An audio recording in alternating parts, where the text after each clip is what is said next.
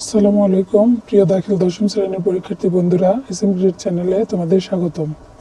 তো আজকে আমরা তোমাদের জন্য নিয়ে এসেছি 2025 সালের, যেহেতু তোমরা 27 সালের পরীক্ষার্থী, তো সেই দৃষ্টিকোণ থেকে আমরা বেজোড় সাল হিসেবে 2025 সালে হাদিস পরীক্ষায় আসা প্রথম হাদিসের কিছু গুরুত্বপূর্ণ তাহকিকের বিশ্লেষণ করব। তো চলো আলোচনায় যাওয়া যাক। তাহলে 2025 সালে প্রথম হাদিসে একটা তাহকিক এসেছিল কলা। তাহকিক করার আগে একটা জিনিস জানা অনেক প্রয়োজন, সেটা হলো কোন যে শব্দ এসেছে সেই শব্দটা আসল শব্দ নাকি তালিল করে শব্দটা নেওয়া হয়েছে, এই বিষয়গুলো জানা অনেক প্রয়োজন। আর অর্থটা, এই দুইটা জানলেই মোটামুটি আমরা তাহকিক খুব সহজেই নির্ণয় করতে পারবো। তো চলে যাওয়া যাক তাহকিকে। কলা, কলা এর মূলে ছিল কওয়ালা। কওয়ালা থেকে তালিল করে এই শব্দটাকে কলা করা হয়েছে। আজকে আমাদের তাহকিকের বিষয় হলো কলা। তাহলে কলা অর্থ সে বলল, কলা অর্থ হলো সে বলল। তাহলে আমরা যদি অর্থের দিকে তাকাই, অর্থের উপর ভিত্তি করে আমরা কি করতে পারবো, সিগা এবং বাহাস নির্ণয় করতে পারবো। অর্থের দিকে যদি আমরা দেখি, তাহলে সে বলল, আমরা তাহকিকের ক্লাসে বলেছিলাম যে যদি শব্দের অর্থে সে বা তাহারা থাকে তাহলে গয়েবের সিগা। এখানে যেহেতু আছে সে বলল, সে বলতে আমরা বুঝি কয়জন, সে বলতে একজন। তাহলে কলা এই শব্দটা মূলে কি ছিল, কওয়ালা ছিল। তাহলে এই কওয়ালা প্রথম শব্দ, অর্থাৎ সিগার প্রথম শব্দ। সুতরাং আর সে হচ্ছে এক বচন, আর সে তাহারা থাকলে গয়েবের সিগা। সে দৃষ্টিকোণ থেকে এটার সিগা হলো ওয়াহিদ মুজাক্কার গয়েব। বাহাস, আমরা কিভাবে বাহাস নির্ণয় করব, যে যদি মোজারের হয় তাহলে শব্দের প্রথমে আলিফ তাইয়া নুন আসবে, আর যদি মাজির হয় তাহলে 14টা চিহ্নের কথা বলছিলাম, তার মধ্যে প্রথম চিহ্ন হলো হরকত। হরকতের মধ্যে জবর, প্রথম চিহ্ন হলো জবর। যেমন আমরা পড়িয়েছিলাম এরকম যে জবর, আলিফ, ওয়াও আলিফ, তা, তা আলিফ, নুন আলিফ, এরকমভাবে ধারাবাহিকভাবে আমরা 14টি চিহ্ন দেখিয়েছিলাম, যেগুলো থাকলে বুঝবো যে মাজির সিগা। তাহলে আমরা প্রথম চিহ্নটা আছে জবর, এটা দেখে আমরা বুঝবো মাজির সিগা। তাহলে বাস হলো ইসবাত ফেল মাজি মারুফ। বাপে, বাপ কিভাবে নির্ণয় করব, বাপ মূল শব্দ কওয়ালা ইয়া কহুলু নাসারা ইয়ানসুরু, তাহলে বাবে নাসারা। মাজদার, মাজদার কিভাবে নির্ণয় করতে হয়, মাজদার হচ্ছে যদি শব্দটা তালিল করে হয়ে থাকে তাহলে মূল শব্দ কি সেটা বের করতে হয়, এবং তার আগে মূল শব্দ বের করার পর মূল শব্দটার অহেদ বের করতে হয় এবং তার প্রথমে আলিফলাম যুক্ত করতে হয়। তাহলে কলার মূল শব্দ কি ছিল, কওয়ালা। কলার মূল শব্দ ছিল কওয়ালা, এর আগে যদি আমরা আলিফলাম যুক্ত করি তাহলে উচ্চারণ হবে আল কৌলু, আর মাজদার হলো আল কৌলু। মাদ্দা, মাদ্দা মানে মূল অক্ষর। মূল অক্ষর কি, কফ, ওয়াও, লাম। আর জিনসে আজওয়াফে ওয়াবি। কিভাবে আজওয়াফে ওয়াবি, প্রথমে যদি ওয়াও থাকতো আমরা ধরে নিতাম মিসালে ওয়াবি, মাঝখানে হলে আজওয়াফে ওয়াবি, শেষে হলে নাকিসে ওয়াবি। এখানে মাঝখানে অর্থাৎ লাম কলেমায় ওয়াও আছে, সেই জন্য এটা হচ্ছে আজওয়াফে ওয়াবি এর জিনস। আশা করি খুব ভালোভাবে বুঝতে পেরেছি। এরপর চলো পরেরটাতে চলে যাওয়া যাক। পরেরটা ছিল মাতা।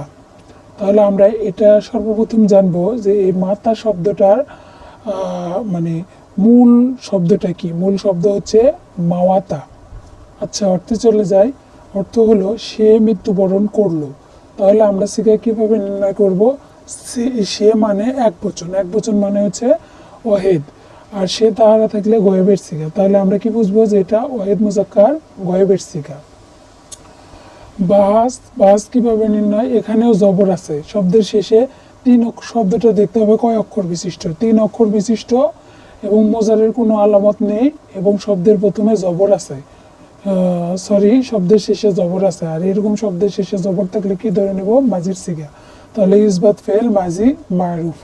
আর বাপ বের করব মূল শব্দ থেকে। মূল শব্দ কি ছিল, মাওয়াতা। মাওয়াতা ইয়াম উতু নাসারা ইয়ানসুরু, তাহলে বাবে নাসারা। আর মাজদার, মাজদার হচ্ছে মূল শব্দের সাথে প্রথমে আলিফ লাম যুক্ত করতে হয়। তাহলে মূল শব্দ ছিল আমরা তাহকিক করতেছি মাতা দিয়ে, কিন্তু মূল শব্দ ছিল মাওয়াতা। তাহলে মূল শব্দের প্রথমে আলিফ লাম যুক্ত করতে হবে। যদি মাওয়াতার প্রথমে আলিফ লাম যুক্ত করি তাহলে আল মাউতু, এটাই হলো মাজদার। মাদ্দা অনুরূপভাবে মাদ্দা হলো মিম যোগ ওয়াও যোগ তা, অর্থাৎ তাহলে প্রথমে ওয়াও থাকলে মিসালে ওয়াওই, মাঝখানে থাকলে আজওয়াফে ওয়াওই, শেষে থাকলে নাকিসে ওয়াওই। যেহেতু এখানে মাঝখানে অর্থাৎ লাম কলেমায় ওয়াও আছে, সুতরাং এটা হলো আজওয়াফে ওয়াওই। তো চলো চলে যাওয়া যাক পরেরটাই।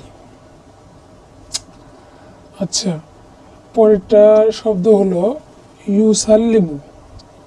ইউসাল্লিমু, আমরা এই শব্দটার দিকে লক্ষ্য করলে বুঝতেছি যে ইউসাল্লিমু এটা প্রথমে এর মূল অক্ষর হচ্ছে সাল্লামা, সেখান থেকে ইউসাল্লিমু হয়েছে। কিভাবে হয়েছে? শব্দের শুরুতে আলিফ তা ইয়া নুন এই চারটার যে কোনো একটা আসলে কি হয়? মোজারির থেকে হয়, সুতরাং এটা মোজারি।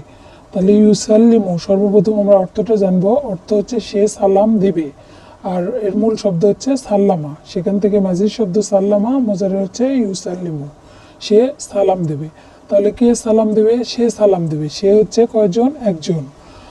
তারপর সে তাহারা থাকলে গয়েবের সিগা, তাহলে আমরা কি বুঝি? একজন যদি হয় তাহলে ওয়াহিদ, এখানে ওয়াহিদ মুজাক্কার গয়েব। বাহাস হলো আমরা কি বলেছিলাম যে শব্দের শুরুতে যদি আলিফ তা ইয়া নুন এর যে কোনো একটা আসে তাহলে বুঝে নিতে হবে যে মোজারের সিগা। তাহলে আমরা বুঝবো এটা ইসবাত ফেল মোজারে মারুফের সিগা। মারুফ কেন হলো? শব্দে কর্তা উল্লেখ আছে, কে মেরেছে, সে মেরেছে। যদি এখানে কে মেরেছে উল্লেখ না থাকতো তাহলে এটা মাজহুলের হতো, যেহেতু উল্লেখ আছে সুতরাং ইসবাত ফেল মোজারে মারুফ। বাবে তাফঈল, তাফঈল আমরা কি করে বুঝবো? যে ইউসাল্লিমু, ইউসাল্লিমু এর মূল অক্ষর হচ্ছে সাল্লামা, তাহলে ফা কলেমা হচ্ছে সিন, আইন কলেমা হচ্ছে লাম, আর লাম কলেমা হচ্ছে মিম। আমরা যদি দেখি যে শব্দের মধ্যে লাম কলেমাটি তাকরার হয়, অর্থাৎ একের অধিকবার ব্যবহার হয়, তাহলে সেটা বাবে তাফঈলের সিগা। তো দেখো তো তোমরা যে এই শব্দটা বারবার ব্যবহার হয়েছে কিনা। ইউসাল্লিমু, সিন লাম জবর সাল, একবার লাম ব্যবহার হলো, আবার লাম জের লি, অর্থাৎ দুইবার ব্যবহার হলো, একের অধিকবার ব্যবহার হয়েছে, ওই জন্য এটা হলো বাবে তাফঈলের বাব। আর মাঝধারে যদি যাই তাহলে বলবো যে বাবের সঙ্গে মিল রেখে কি বাবে তাফঈল মাঝধার হচ্ছে আত-তাসলিম, এখানে আলিফ লাম যুক্ত করা হলো।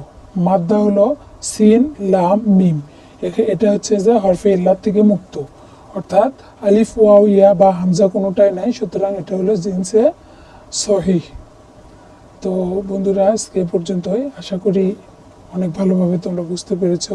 আমাদের এই ভিডিওগুলো ভালো লাগলে অবশ্যই লাইক কমেন্ট শেয়ার করে দেবে। আর অবশ্যই এই ভিডিওগুলো তোমাদের জন্য অনেক অনেক উপকারী। তোমাদের জন্য এই যে তাহকিকগুলো করানো হচ্ছে পরীক্ষার মধ্যে, সেগুলো 100% আসার সম্ভাবনা রয়েছে। তো আমাদের চ্যানেলটাকে বেশি বেশি সাবস্ক্রাইব করো এবং পাশে থেকো। সবাইকে ধন্যবাদ। আসসালামু আলাইকুম।